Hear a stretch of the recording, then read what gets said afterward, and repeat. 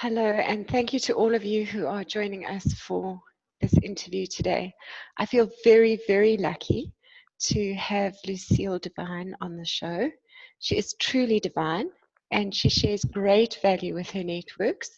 So I'm going to hand over to her straight away and let her tell us her story. Lucille, if you will, please introduce yourself and tell us a little bit about your current business.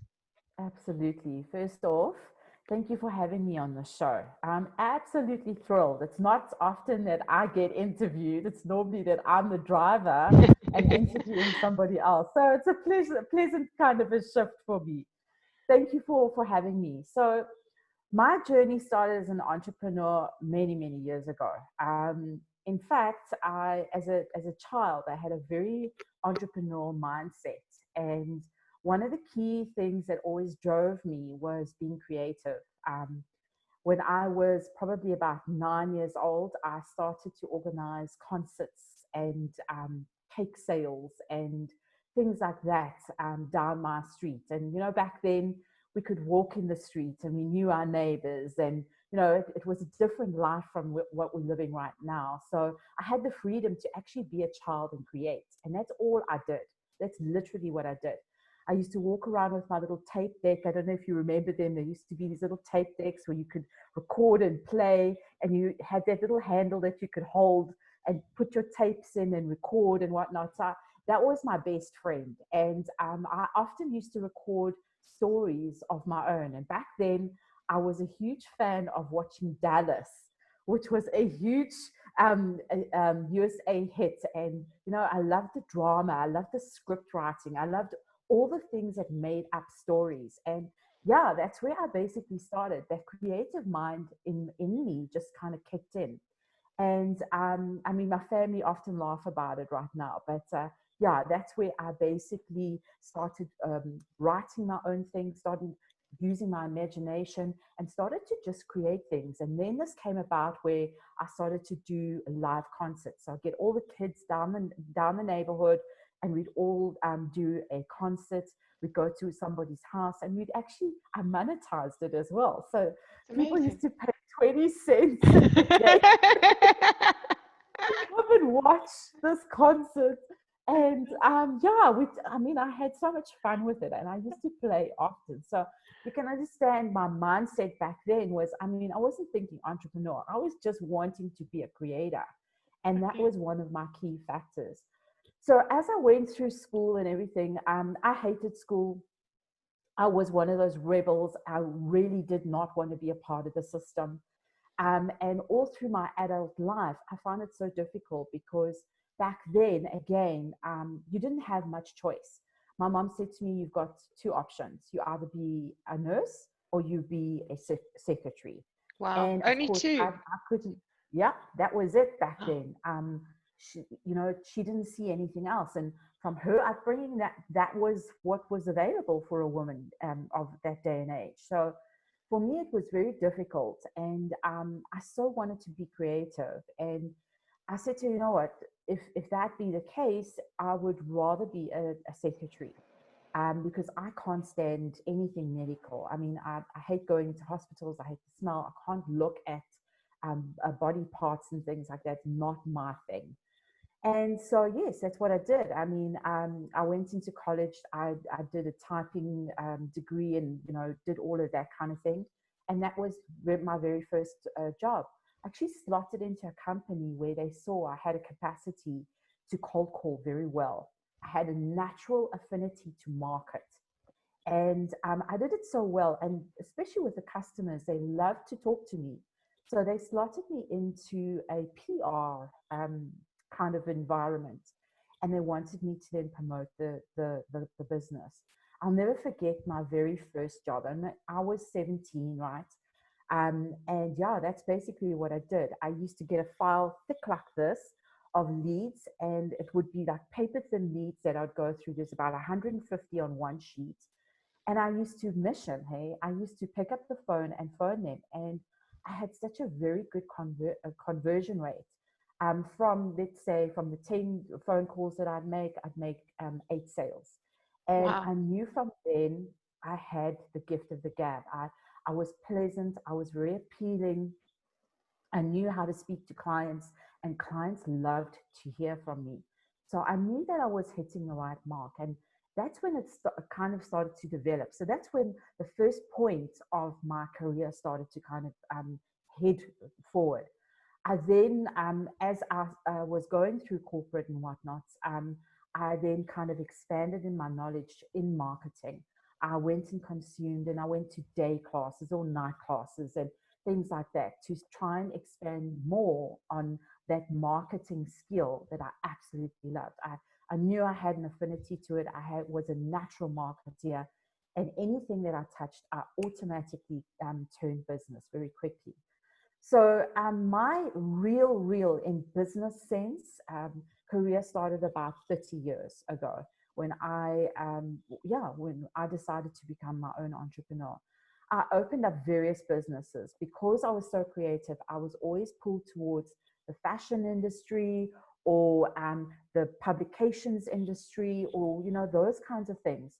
I landed a fantastic deal. Somebody noticed me within the events industry. And he approached me and he said to me, you know what, I know you, your reputation, actually speaks words. A lot of people always refer to you. I want to open a business with you. And that was my very first kind of partnership deal that happened. And I was so excited. And I mean, I was just coming into my 30s, and I was excited because this was something that I could really call my own. But not only that, this partner had a huge backing. He was going to be the money backing. So the funding part and all of that was actually going to kick in. And I started a business with him. I did phenomenal. I mean, I took an investment of 270K, and I just flew that. By the time we were in our 18th month of trading, we were 3.8 million strong. Wow. I had clients second to none. I was turning clients away. I was up with the big guys, Hollard, IDC, Anglo Gold. I had all of the major players on board. And the beauty around that, again, was my marketing mind. Is because I wasn't going to be like any other events and marketing company. What I did is I forged relationships with key players and decision makers. And then I sat down with them and I said to them, so give me your forecast of events for the year. And what I will do is I will fulfill that for every single event that you have for the year, but I'll do it at a reduced rate. And because of that, that appealed to them because they wanted to save. And back then, people were spending a lot of money on events, especially internal events or external events.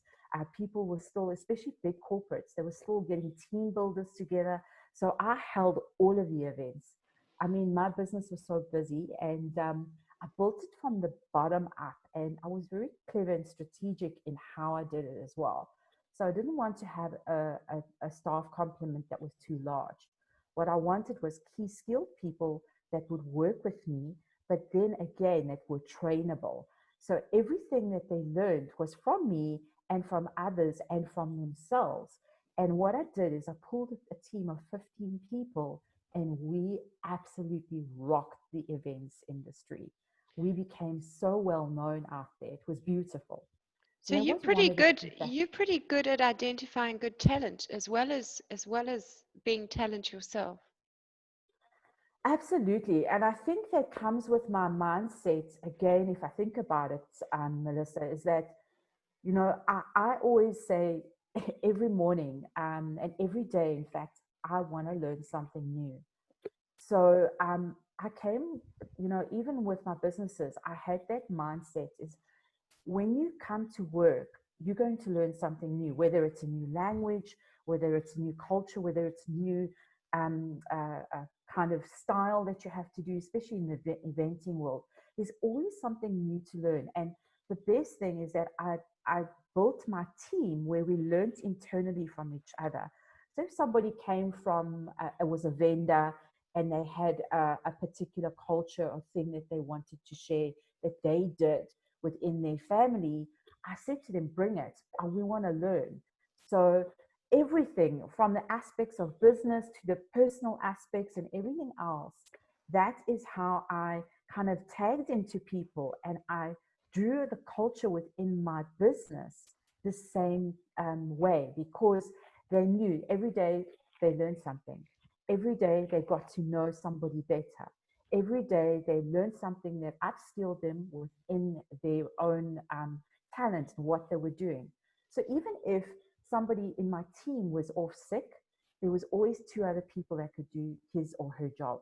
There was never a case where somebody said, well, I do this and nobody could do this. I didn't ever want, especially in growing a business, a bottleneck. I never wanted that to happen. Even myself, I mean, with my partner back then, everything that I did, my partner was well aware of. And they could even step into my shoes if I was sick as well. So again, growing business and having that mindset, you don't only have to be an entrepreneur and push it and hustle, but you also got to look at the people and the team that you are developing, and how you develop together becomes a close-knit family, because you are permanently with them. I mean, you know, when you go get up to work, you're spending close to 9, 10 hours with those people. Mm. Of course, you need to develop that and allow them the space to also be creative, to also come up with ideas, to also not feel scared to have a voice and to stand up in their own power. And that is always the mindset that I had going into business. So Yeah, yes, that was a phenomenal time for me. I speak to a lot of entrepreneurs who say that they find it very, very, very difficult to recruit and build teams. They really don't know where to start. A lot of them talk about hiring people and then they hire the wrong people and that kind of thing. So it seems to be a real pressure point for a lot of entrepreneurs, especially with smaller businesses, and a real barrier to them growing is that they struggle to build good teams. So it's amazing to hear that you've got an affinity for doing that. Yeah. Look, I think it also comes from my own background. I mean, I come from a huge family. I'm one of 9 children, Wow. and I'm the Where are you last in the line born. of nine? Wow. Last born. Yeah. Wow. How did you So ever have a voice in that? that's what I had to learn. I had to learn my own voice. And, you know, from a very, very young age, I can remember, I mean, we often, as a family, we often sit and chat about it. And, you know, from probably maybe 18, maybe, you know, just over two, I was already stringing things or sentences together. And one of the big things that I used to say, and I even remember saying it, I can see myself as MS. And MS meant was move out my way. I want to be heard. And if I Okay. said MS, my whole family would know that I had to listen. She's coming at me now. So, it's something that we laugh about now. But, you know, I was an expressive child. And I think because I was born in this family that I quickly learned to be, you know, I knew that if I wanted to say something and be heard, I had to say something. I had to be Yes. expressive. Yes. But not only that, coming from a very big family taught me a lot about, you know, about life, about Mm, how to connect with people. mm. Having a large family also meant that I had lots of stepbrothers and sisters. I had cousins and nephews and nieces. By the time I was born, I was already an aunt. So I needed to understand how to get on with them and how to relate to them. And one of the key things is that's what I learned in my family. And I think that's what I brought into the business as well. When you say, and it's a huge thing, you know, as an entrepreneur, you take the risk of employing someone and you give them this 3 months, that's 90 days. Now, 90 days is a very difficult time to actually get to know someone wholeheartedly. And the best thing that I can give and or advice I can give entrepreneurs is that when you are hiring someone, go with your gut instinct. If you can relate to them, maybe you can relate to them because they had the same upbringing as you. Maybe you can relate to them because they have the same money ethical as you do. Maybe you can relate to them because they have the same kind of heart you do. Whatever you can do and relate to with regards to that person, hire them. I never, beg your pardon, I never look at skills. If I get a CV, I don't ever read the CV. I just want to know that they have some sort of understanding, that they do have some, if they are a driver, that they do have a driver's license. That for me is key, right? You've got to have the basic skill. But there, further than that, I don't look at the CV because the CV, 9 times out of 10, is pretentious. It holds Okay. all of this fluff. It doesn't hold the person's essence. But when I sit down with the person and I'm interviewing them, and then I'll say to them, and you know what, I want to test you. If you're a driver, I want to see how good you drive. Right, let's get into the car right now. Take me around for the day. And then you get to know the person. That way, you pick up the best type of people. Because not only are you taking the time out to get to know them, number one, they acknowledged and appreciated. But number two, they will open up to you even more. So you'll get to see the inside of them, not what's written on a CV. And for me, that's always been one of the keys. That's how I've always employed staff. And that's how I built a strong relationship with staff as well. So, That's a great you know, insight. yeah, and I think a lot of people miss this is, we go through to employment agencies and look, I don't want to say that it's not a good idea to go to because sometimes you're not finding the right kind of person. So yes, they are good to use. But when they come to you for the interview, understand the person. What they have written on a piece of paper is very different. I mean, my writing tactic is quite different from me personally. I write a lot stronger, but when you meet me in person, I'm a real person. And Mm. that is what you need to look at and appeal to, Yeah. especially when employing people in your business. It's That's one key element that I use. that's awesome insight. Thank you, Lucille. So, what does your business look like today?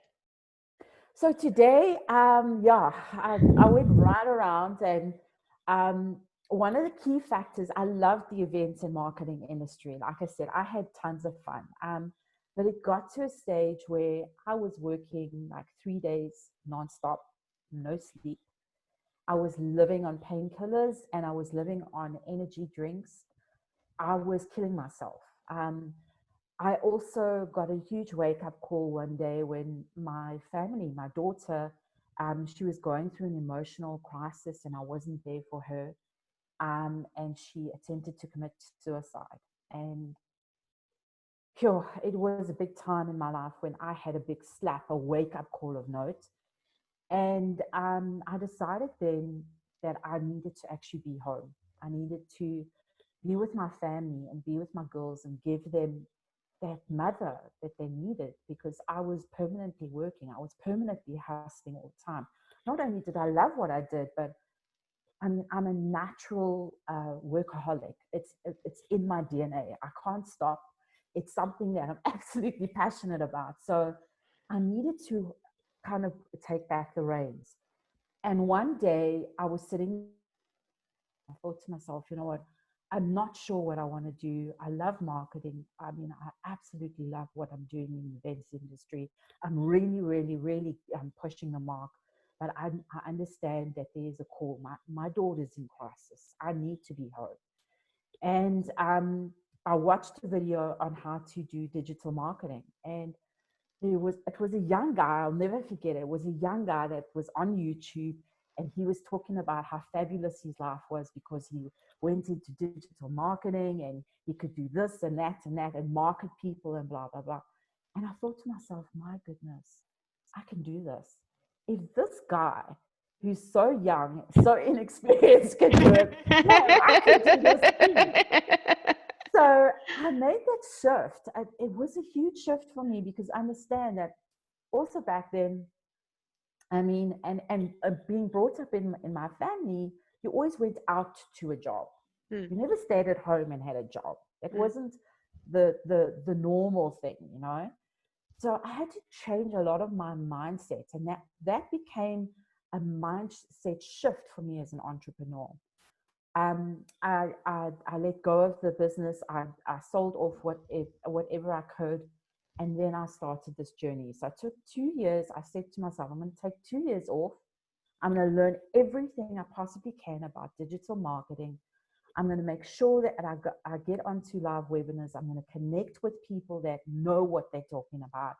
So I went, and we didn't have anybody in South Africa or in Africa for that matter. So what I did is I looked for experts like Mari Smith. I looked at Kim August from Boom Social. I looked at Anthony Tristan, who was a digital marketeer. I looked at Brendan Bashard as well, because they were talking the kind of thing that I was wanting to approach. It was about mindset shift, being an entrepreneur, and in delivering your message on a digital space and becoming a marketeer. So that's what I did, but I was very clever, and I learned this from Anthony Tristan as well as Brendan Bashard. What they said is learn and earn. So as you're learning, find a client and earn a living to pay for what you're learning. And that's exactly what I did. So as I was starting to learn, I was also picking up the phone and connecting with my network and saying, listen, I'm now into digital marketing. I'd love to come and talk to you about it. This is something new. This is not a fad. It's not going to go away. This is the new way of communication. Let's get you on board right now. And yeah, I managed to actually secure a lot of gigs. One of the biggest ones was with the Document Warehouse. They saw this because they were kind of moving their business into the electronical field. And they said, yes, please, we want you on board. So I signed an 8-month contract with them.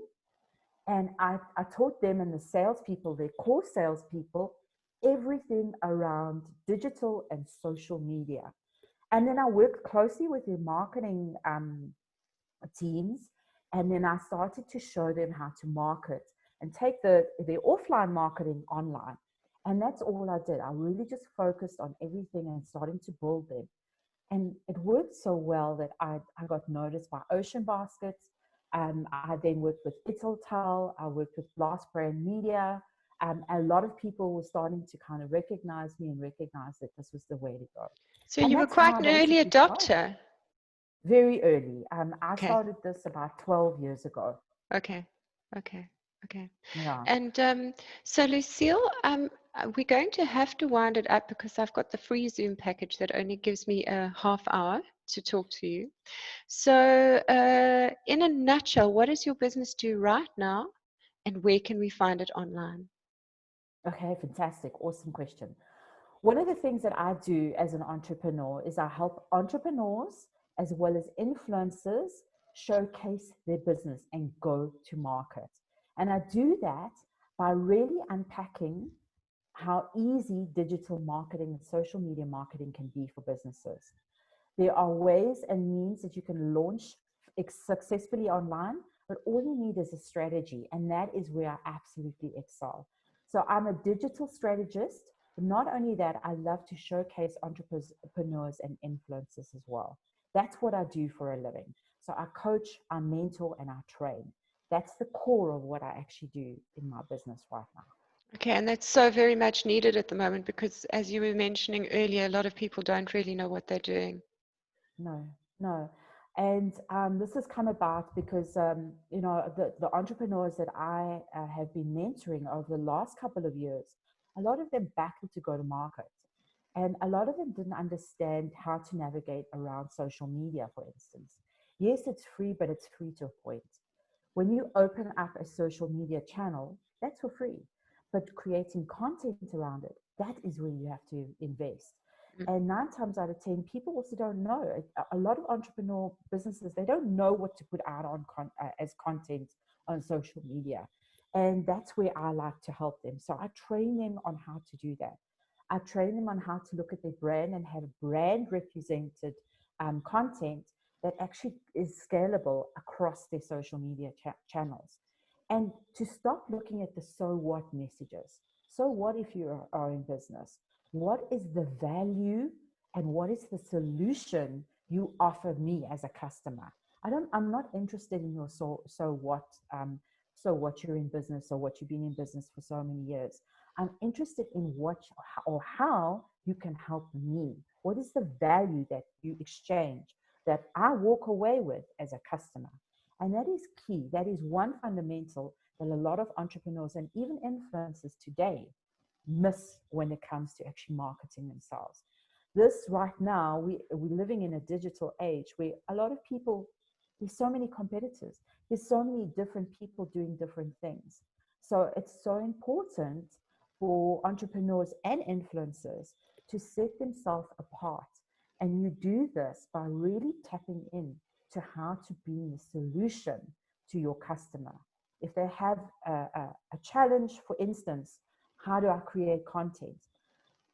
You as an entrepreneur can sit down and say, well, I can design content that is branded with all of your brand colors, that carries your brand message. And not only that, I can design a foolproof 30-day a continuity calendar that speaks to your audience. So that becomes a solution, and that's what people buy into. Gone are the days where there's this dictatorship that you should have this and you should have that. It's even gone down to buying cereals. If you think about it in your own journey, why do you buy the cereals you do? Either it's because you want a solution to be healthy, or you want the solution to have something that sustains you and that gives you the right nutritions in your body, or else it's a choice of just fulfilling having breakfast in the morning. So there's three options there. What options do you appeal to? Again, dissecting your business this way allows you to quickly isolate your benefits and your unique selling point as an entrepreneur or as an influencer as well. Lucille, once again, you have delivered fantastic value. Thank you so much. And what links can we follow to find you online? The best for now is find me across social. I'm on Twitter, I'm on Insta, as well as Facebook, at Lucille Divine. And yeah, that's the best way to actually connect with me. I live on social majority of time, and that's the best way to actually reach out to me. Again, here, if you're wanting to ask any questions, I love sharing knowledge. So even if you have a question around your business, just pop me the message and I will certainly try and help you as best that I can. Or else just showcase some videos, because I've done quite a few videos around the subject. I'll showcase some videos that you can also go and watch. But yes, it's been an absolute pleasure. Thank you, Melanie. Thank you for your time, Lucille. It's a pleasure. It's been an absolute pleasure. Thank you Have so much. a great day. You too.